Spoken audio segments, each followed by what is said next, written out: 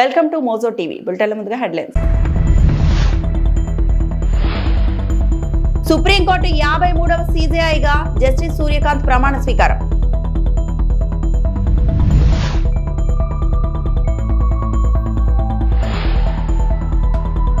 ఏలూరు జిల్లాలో పర్యటన. లక్ష్మీ నరసింహస్వామి ఆలయాన్ని సందర్శించిన AP deputy CM Pawan Kalyan.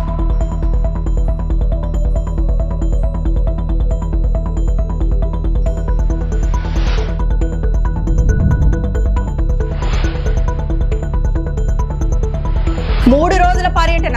రేపు పులివెందులకు YS Jagan.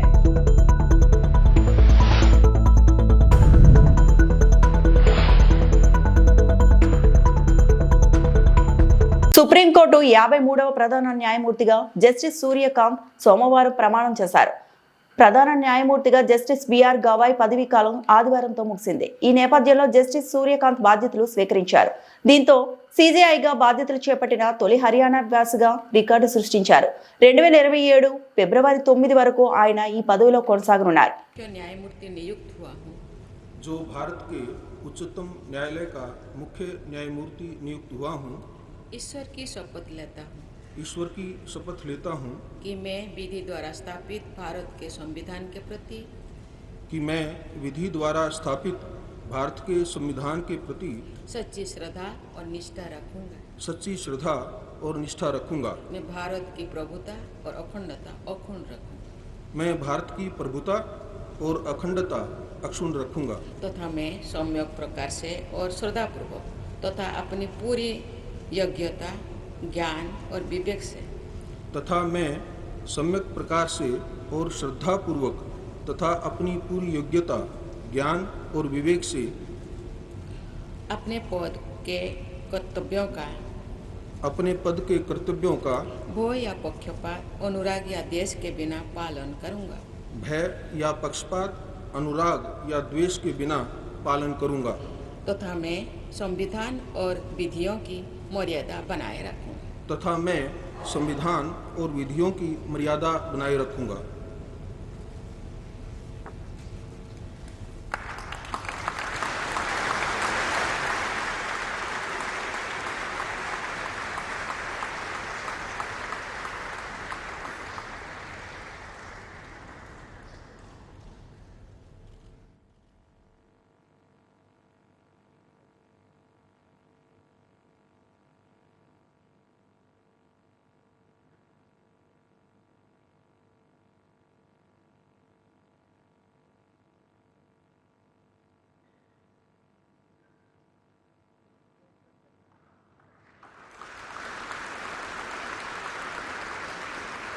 AP deputy CM Pawan Kalyan Eluru జిల్లాలో కొయ్యలగూడెం, ద్వారకా, తిరుమల మండలాల్లో పర్యటించారు.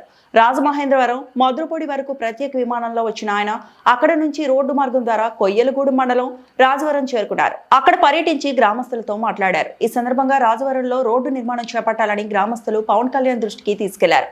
అనంతరం పవన్ కళ్యాణ్ అక్కడ నుంచి ద్వారకా, తిరుమల మండలం ఐఎస్ జగన్నాథపురానికి చేరుకుని సుందరగిరి లక్ష్మీ నరసింహస్వామి ఆలయాన్ని దర్శించుకున్నారు. ఆయనకు అధికారులు పూర్ణకుంభం ఆలయ మర్యాదలతో స్వాగతం పలికారు. స్వామివారికి పవన్ పట్టు వస్త్రాలు సమర్పించి ప్రత్యేక పూజలు చేశారు. ఆలయ ఆవరణలో పలు అభివృద్ధి కార్యక్రమాలకు సంబంధించి ఏర్పాటు చేసిన శిలాఫలకాన్ని మంత్రి నాదెండ్ల మనోహర్తో కలిసి ఆవిష్కరించారు. గ్రామం నుంచి సుందరగిరిపై వెళ్లే రహదారి, ఆలయ ప్రదక్షిణ మండపం నిర్మాణ పనులను పవన్ ప్రారంభించారు. అనంతరం ఐఎస్ జగన్నాథపురంలో ఇటీవల చేపట్టిన మ్యాజిక్ డ్రైన్ నిర్మాణాన్ని పరిశీలించారు.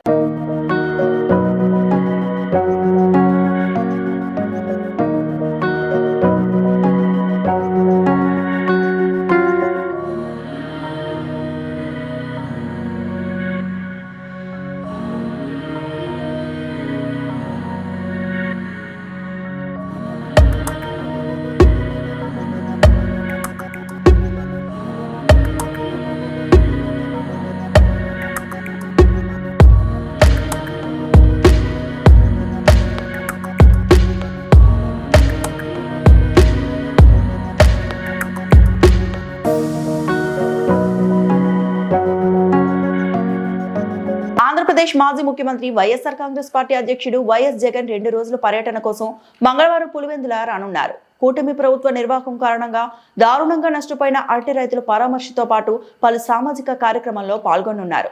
జగన్ బెంగళూరులో తన నివాసం నుంచి మంగళవారం మధ్యాహ్నం బయలుదేరి హెలికాప్టర్ ద్వారా సాయంత్రం 4 గంటల ప్రాంతానికి పులివెందులు చేరుకోనున్నారు.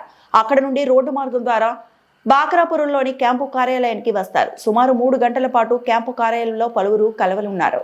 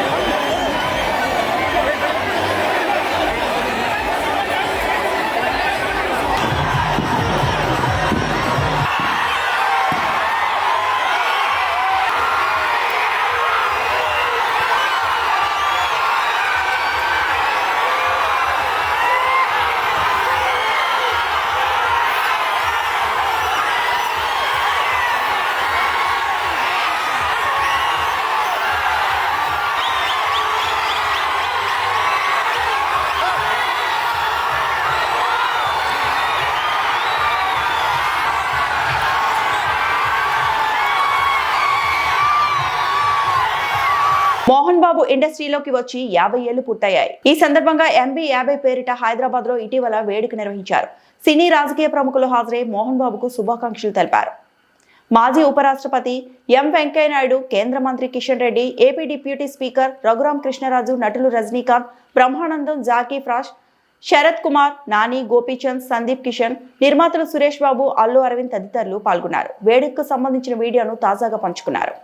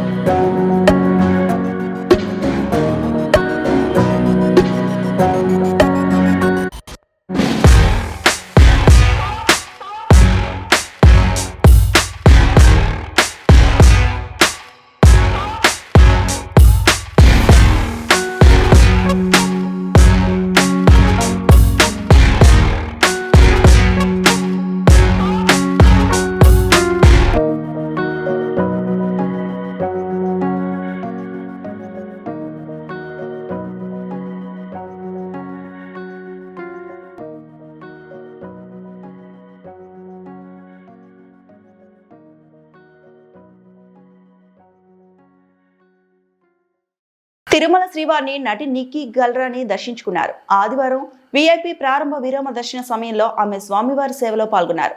అంతకుముందు టీటీడీ అధికారులు ఆమెకు స్వాగతం పలికి దర్శన ఏర్పాట్లు చేశారు. దర్శన అనంతరం రంగనాయకుల మండపంలో ఆమెకు పండితులు ఆశీర్వచనం చేసి స్వామివారి తీర్థ ప్రసాదాలను అందజేశారు.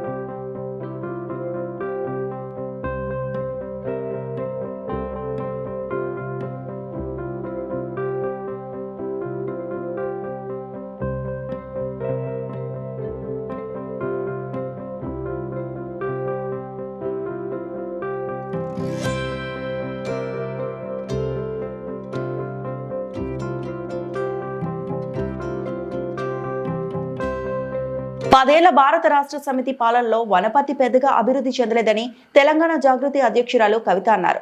మాజీ మంత్రి నిరంజన్ రెడ్డి అవినీతితో నియోజకవర్గంలో బీఆర్ఎస్ కి కోలుకోలేని దెబ్బ తగిలిందని చెప్పారు. వనపర్తి జిల్లా కొత్తకోటలో నిర్వహించిన మీడియా సమావేశంలో ఆమె మాట్లాడారు.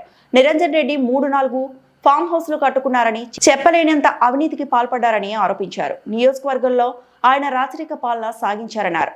ఇలాంటి అవినీతి పరుణ్ణి చిత్తుగా ఓడించడం సరైన నిర్ణయమని చెప్పారు. తన గురించి మరోసారి ఎక్కడైనా మాట్లాడితే తాట తీస్తానని నిరంజన్ రెడ్డిని ఉద్దేశించి కవిత ఘాటుగా వ్యాఖ్యానించారు. కాంగ్రెస్ పాలనలో చేనేత కార్మికులు ఎలాంటి లబ్ధి పొందలేదని కవిత అన్నారు. రుణమాఫీ కూడా చేయలేదని విమర్శించారు. కొత్తకోట మండలం కానాయపల్లి శంకర్ సముద్రు నిర్వాసితులకు తక్షణమే పరిహారం అందించాలి. మల్లన్న సాగర్, మిడ్మానేరు లబ్ధిదారులకు ఎలాంటి ఇల్లు నిర్మించి ఇచ్చారో అలాగే ఇవ్వాలి. సీఎం రేవంత్ రెడ్డి ధరణి స్థానంలో భూభారతి తీసుకొచ్చిన చిన్న తప్పులతో చాలా మంది ఇబ్బందులు ఎదుర్కొంటున్నారు. వైద్యంపై ప్రభుత్వం దృష్టి సారించాలి. పెబ్బేరులో 3000 మెట్రిక్ టన్నుల గన్నీ బ్యాగుల గోదాం కాలిపోతే ఇప్పటి వరకు ఎలాంటి చర్యలు లేవు అని కవిత అన్నారు. ఇక వనపర్తి జిల్లాలో ఎక్కడ తిరిగినా నిన్నటి నుంచి తెలంగాణ వాదులు, ఉద్యమకారులు, బీఆర్ఎస్ పాత నాయకులు, కొత్త నాయకులు అందరూ కూడా బాధపడుకుంటూ ఫోన్ చేస్తున్నారు. నిరంజన్ రెడ్డి గారి వల్ల వనపర్తి జిల్లాలో మళ్ళా బీఆర్ఎస్ పార్టీ జన్మలో కోలుకోలేని దెబ్బ పడ్డది. ఆయన చేసిన అవినీతి, ఆయన చేసినటువంటి అన్యాయం, ఆయన బీసీల మీద పెట్టినన్ని కేసులు, ఆయన ఉద్యమకారుల మీద పెట్టినన్ని కేసులు, ఇవన్నీ ఒక్కొక్కరు చెప్పుకొని కళ్ళలో రక్తం వచ్చేటట్టు ఏడుస్తున్నారు. మరి అన్నిటికన్నా ఎక్కువ ఆయన ఒక్కటి కాదు 3 ఫామ్ హౌస్లు కట్టుకున్నారు. ఆయన ఒక్కసారి ఎమ్మెల్యే అయితే, ఒకసారి మంత్రి అయితే 3 ఫామ్ హౌస్లు కట్టుకున్నారు. కట్టుకుంటే సరే కష్టార్జితం మీద కట్టుకున్నాడో, తన పిల్లలు పంపిస్తే కట్టుకున్నా అని ఆయన చెప్తున్నాడు. ఇబ్బంది లేదు, కానీ అందులో అసైన్ భూములు ఉన్నాయని చెప్తున్నారు. అందులో ఆర్డీఎస్ కోసం సేకరించినటువంటి భూములు ఉన్నాయని చెప్తున్నారు. మొత్తం కృష్ణా నది కంప్లీట్ గా ఒక కాలువ అంతా మీ ఫామ్ హౌస్లకు వెళ్ళిపోతుందని చెప్తున్నారు. దాని మీద మరి ఎందుకు ఇప్పుడు కాంగ్రెస్ గవర్నమెంట్ ఎంక్వైరీ చేస్తలేదు? ఏం అండర్స్టాండింగ్ ఉన్నది? 101% మరి నిరంజన్ రెడ్డి గారు చేసినటువంటి అవినీతి కేసీఆర్ గారికి తెలియదా? లేకపోతే ఈ అవినీతి పైదాకా పోకుండా హరీష్ రావు గారు కాపాడినరా? ఈ అవినీతి పైన తెలిస్తే కేసీఆర్ గారు నిరంజన్ రెడ్డికి టికెట్ ఇవ్వరని చెప్పి కాపాడినరా? ఇప్పుడైతే మీడియా ద్వారా నేను కేసీఆర్ గారి దృష్టికి తీసుకెళ్తుంది. ఇక్కడ ఏ ఒక్క చిన్న పిల్లగాని కదిలిచ్చినా కూడా గొల్లుమని చెప్పి ఆయన అవినీతి గురించి చెప్తా ఉన్నారు. ఘోరాతి ఘోరమైన అరాచకాలు జరిగినాయి ఇక్కడ. ఇట్లాంటి నాయకుల్ని ప్రజల మీద రుద్దడం ఎందుకు? ఉద్యమకారులను ఇబ్బంది పెట్టడం ఎందుకు? చంద్రబాబు ముఖ్యమంత్రిగా ఉన్న అన్ని సందర్భాల్లో రైతులు ఇబ్బందులు పడుతూనే ఉన్నారని ఆరోపించారు వైఎస్ఆర్ రాష్ట్ర ప్రధాన కార్యదర్శి గడికోట శ్రీకాంత్ రెడ్డి. రైతుల గురించి చంద్రబాబు మాట్లాడటం చాలా హాస్యాస్పదంగా ఉందన్నారు. రైతులు బాగుంటే అన్ని బాగుంటాయి, కానీ కూటమి ప్రభుత్వం రైతుల సమస్యలను పట్టించుకోవటం లేదని ఆగ్రహం వ్యక్తం చేశారు. టమాటా రైతులు దాదాపు 10 నెలల నుంచి ఏ 10 రోజుల్లో ధర ఉన్నది, కానీ దానికి ధర లేదు. ఏ పంటకు కూడా గిట్టుబాటు ధర లేదు. ఇది గతంలో ప్రతిదానికి కూడా ఎంఎస్పీ కేటాయించి రైతులకు తోడుగా ఉండే పరిస్థితి ఉంది. ఇప్పుడు ఈయన బాబు గారు వచ్చిన తర్వాత ఏ పంట కన్నా, సో నీ హాయంలో ఎవరికన్నా కూడా రైతులకు మామిడి సీజన్ అయిపోయిన తర్వాత ఆర్భాటంగా ప్రకటించాడు. ఎకరాకు కేజీకి 8 రూపాయలు ఇస్తాను, 4 రూపాయలు ప్రభుత్వం నుంచి, 4 రూపాయలు సేకరించే వాళ్ళ దగ్గర నుంచి అని చెప్పి ఎంతమంది రైతులకు ఇచ్చేవాళ్ళంటే చెప్పే పరిస్థితి లేదు. ఇచ్చేసామంటాడు. అరాకొరగా కొంతమందికి ఇచ్చి మొత్తం రైతులకు ఇచ్చినట్టుగా తను చెప్పుకోవడం. ఓ పక్క మామిడి రైతుల పరిస్థితి అలాగే ఉంటే ఏ పంట కూడా ఏ పండించినటువంటి సాగు చేసుకున్న ఏ పంటకు కూడా కనీస గిట్టుబాటు ధర అనేటువంటిది ఎక్కడ కూడా లేదు. అలాగే సంవత్సరానికి 20,000 రూపాయలు పిఎం ఇచ్చేది కిసాన్ కాకుండా రాష్ట్ర ప్రభుత్వం నుంచి 20,000 ప్రతి రైతుకు ఇస్తాను అన్నాడు. మరి అది ఒకటేసారి ఇస్తానన్నాడు. అది కూడా మాట తప్పి మొదటి సంవత్సరం ₹1 రైతులకు ఇవ్వలేదు. రెండో సంవత్సరం ఈ ప్రభుత్వం నుంచి 10,000 రూపాయలు మాత్రమే ఇచ్చాడు. 30,000 రూపాయలు ప్రతి రైతుకు బాకీ పడ్డాడు రైతు భరోసా కింద. అది ఒక పక్కనైతే విత్తన సేకరణ అటువంటిది దాదాపు లేదు. తర్వాత విత్తన పంపిణీ కార్యక్రమాలు అయితే ఎక్కడ కూడా సబ్సిడీలో సరైనటువంటి రైతులకు అందించిన ప్రక్రియ లేదు. ఎరువులు చాలా ఘోరమైనటువంటి పరిస్థితి. ఏ రకంగా చూసుకున్నా ఈరోజు రైతు బాగుంటే ఊర్లు బాగుంటాయి, వ్యాపారస్తులు బాగుంటారు, అన్ని రకాలుగా కూడా కొంచెం మేలు జరుగుతుంది, ఆ రైతు సంతోషం ఉంటేనే జరుగుతుంది. కానీ ఈ ప్రభుత్వం చంద్రబాబు నాయుడు గారు ఎప్పుడు ప్రభుత్వంలో ఉన్న రైతు ముఖంలో కళ ఉండదు. ఎందుకంటే పండించేటువంటి ఆయనకు మనస్ఫూర్తిగా ఏది సాయం చేయడు రైతుకు. ఆయన దాదాపు 16 సంవత్సరాలు ముఖ్యమంత్రిగా ఉన్నాడు. ఏ సంవత్సరం కూడా రైతు పూర్తి స్థాయిలో సంతోషపడినటువంటి రోజే లేదు. ఇటువంటి పరిస్థితులు ఆయన ఏర్పరిచాడు. మళ్ళీ రైతాంగాన్ని ఆదుకునే పరిస్థితులలో పూర్తిగా విఫలమై మళ్ళీ ఈరోజు గాలి కబుర్లు చెప్తున్నాడు, అన్ని చేసేసినట్టుగా. ఈ వార్తలు ఇంతటితో సమాప్తం.